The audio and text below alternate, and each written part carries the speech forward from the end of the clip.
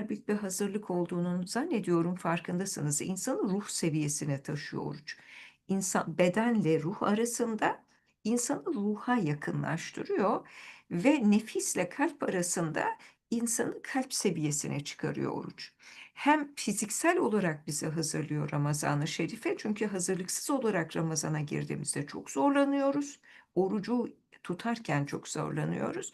Oysa hep hatırlatıyoruz ya, Ramazan oruç ayı değil, Kur'an ayı olarak geçiyor Kur'an-ı Kerim'de diye. Ona zorlanmadan girebileceğimiz bir imkan kazanıyoruz. Hem de nefisten ziyade kalbe, bedenden ziyade ruha yakın durarak, o iklimi yakalayarak, kalbin ve ruhun derece hayatına çıkmak deyip duruyoruz ya, onu yakalamış olarak, o rezonansa girmiş, o rehabiliteyle hazırlanmış olarak Ramazan-ı Şerif'in içerisine girmiş oluyoruz. Efendimizin Ramazan'a hürmeten Şaban-ı Şerif'te bu kadar çok oruç tutması bize de bir şey söylüyor olmalı. Biz de ne yaptık hatırlayacaksınız. Hep yaptığımız gibi yeniden çetelelerimizi hazırladık. Bu dersin altına da rica ederiz sevgili Asuman'dan koymasını. Şaban-ı Şerif çetelemizi de hazırlayıp öyle girdik. Hatta arkadaşların ricaları karşısında rica ettik bu konudaki eğitimli arkadaşlarımızdan, çocuklar için de kendilerine göre çeteleler hazırladık, şemalar hazırladık. Onlar da çetelelerini yapsınlar diye. Şimdi kendimiz için çetele yaptık, çocuklarımız için yaptık. Hatta bazı arkadaşlar dediler ve bunun üzerinde çalıştılar. Dediler ki aile çetelesi de yapalım.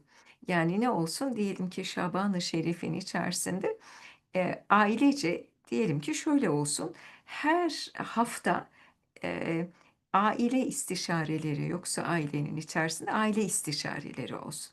Her hafta sohbet olsun, aile sohbetleri olsun. Bunlar da aile hedefleri olsun.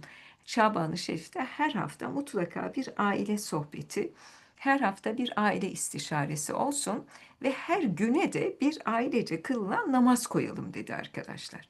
Her güne ailece kılınan bir namaz koyalım. Bu bana çok geldi.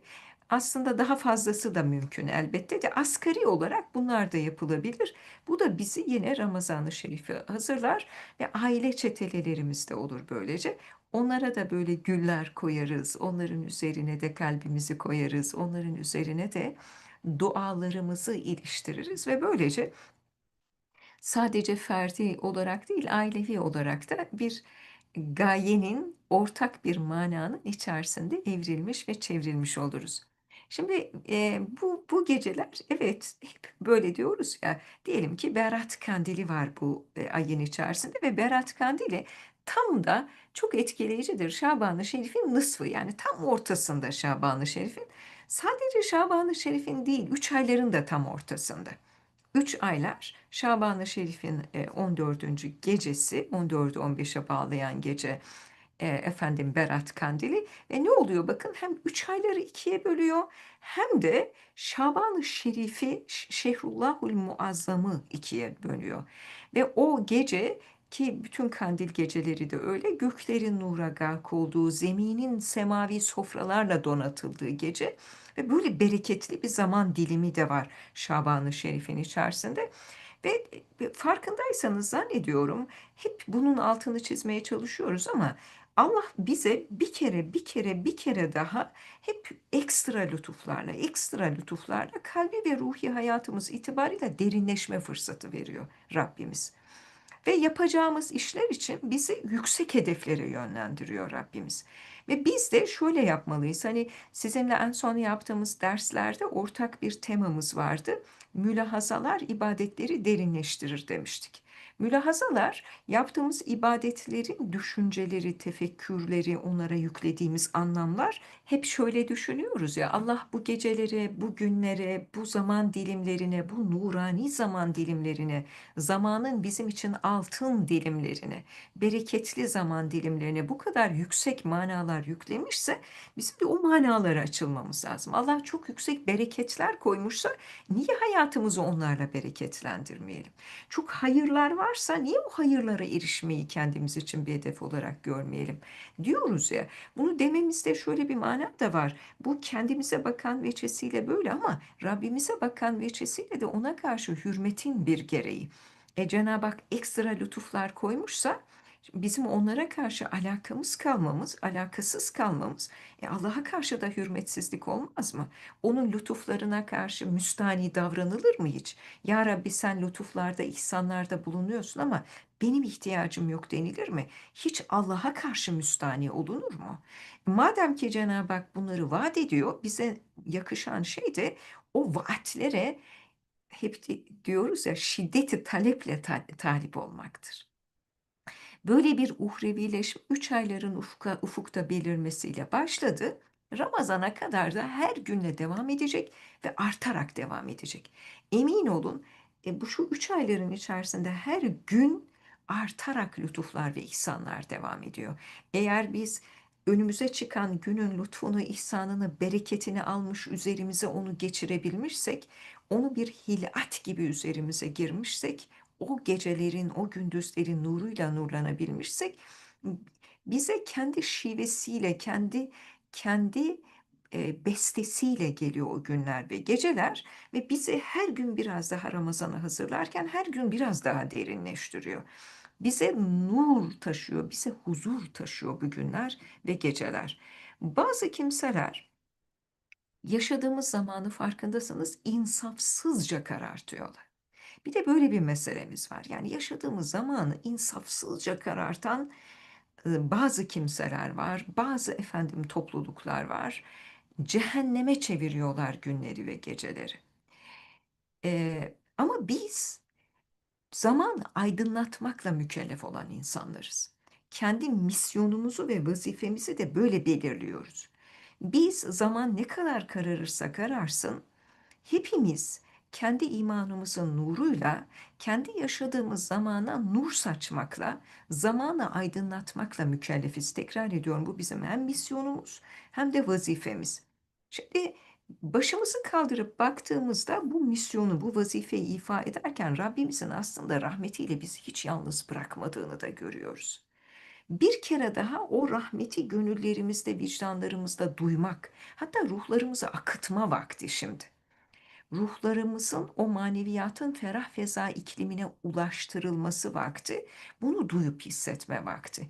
Dolayısıyla aslında biz o zamanın karanlığını aydınlatmaya çalışırken Rabbimizin başımızı kaldırıp da semaya başımızı çevirebildiğimizde işte Rabbimizin rahmetiyle bizi hiç yalnız bırakmadığını ruhumuzda duyduğumuzda ne yapıyoruz biliyor musunuz? Talihimize tebessümler yağdırıyoruz. Talihimize tebessümler yağdırıyoruz. Yağdıralım inşallahu teala. Öyle demiştik değil mi? Biz zamanı bir başka duyuyoruz. Kalp ve ruhumuzun baharını solukluyoruz. Ruhumuzun hasat mevsimini yaşıyor, ruhumuzu rehabilite etme fırsatı buluyor, Allah'a yakınlaşıyoruz. Şimdi bütün bunların insana duyurabileceği lezzetler yok mudur söyler misiniz? Ruhumuzun damağına sunulmuş lezzetler yok mudur? Şimdi berati de konuşmamız lazım değerli dostlar. Allah Teala Şaban-ı Şerif'in 15. gecesi geldiğinde deniliyor Tirmizi'deki bir hadis-i şerifte. Rahmet ve marifetiyle dünya semasına nüzul eder ve Kelp kabilesinin koyunlarının kılları sayısından daha fazla kişiyi affeder. Şimdi bu yeryüzüne mağfiretin saçılacağı manasına geliyor. Nerede? Berat kandilinde, Şaban-ı Şerif'in nısfında.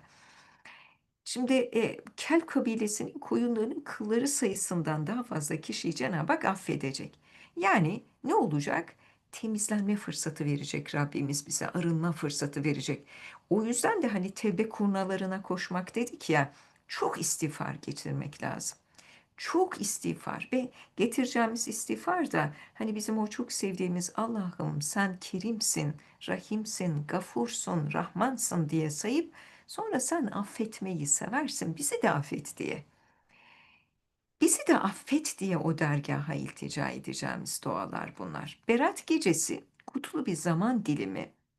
Aslında kurbiyet mevsimi, o da kurbiyet gecesi bizim için.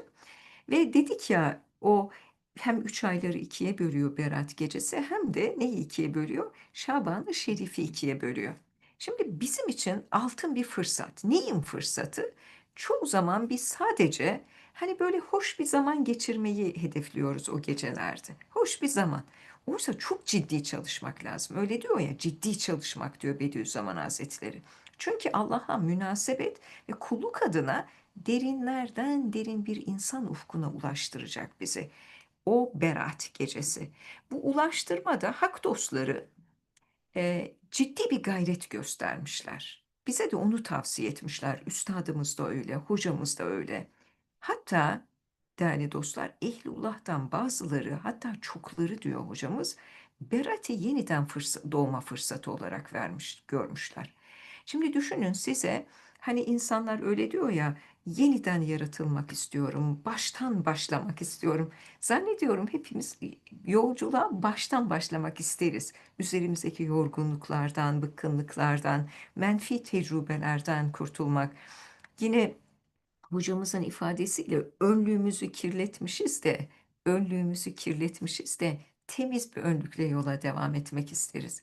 İşte Ehlullah'tan pek çokları ne yapmışlar? Yeniden doğma fırsatı olarak görmüşler Berat Kandili'ni. İstiğfar, tevbe, tevbenin daha ötesinde ne var? İnabe var. Tevbe, yeniden Rabbimizle bir mutabakat kurma, arınma, tamir, iç tamir. Ama inabeye gelince o performans üstü bir performans. Biz tevbeyle kaybettiğimiz performansı sadece kazanmaya çalışıyoruz. Ama inabeyle performans üstü bir performans ortaya koymaya çalışıyoruz. Tevbenin bir üst basamağı inabe. Ve bu gece tevbelerle yetinmeyip bir de inabe etmemiz lazım. İnabe ortaya kendi performansımızı aşacak, kendi rekorlarımızı kıracak bir inabeyle sürekli Allah'a yönelip de Allah'ım sen affetmeyi seversin. Sen gafursun, rahimsin, kerimsin.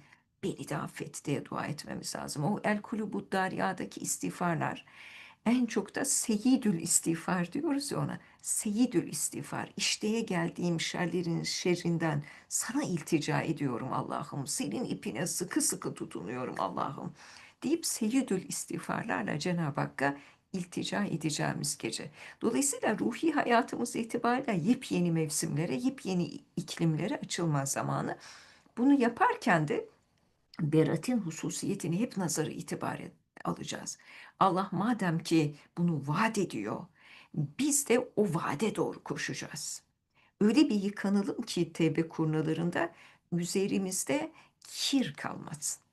O hani kirler eskir yerleşir ya, solar ya renkler o kirler yüzünden. Üzerimizde kir kalmasın temizlenmemiş. Renklerimiz yeniden parlasın. Ruhumuzun renkleri, duygularımızın renkleri tazelensin, cilalansın.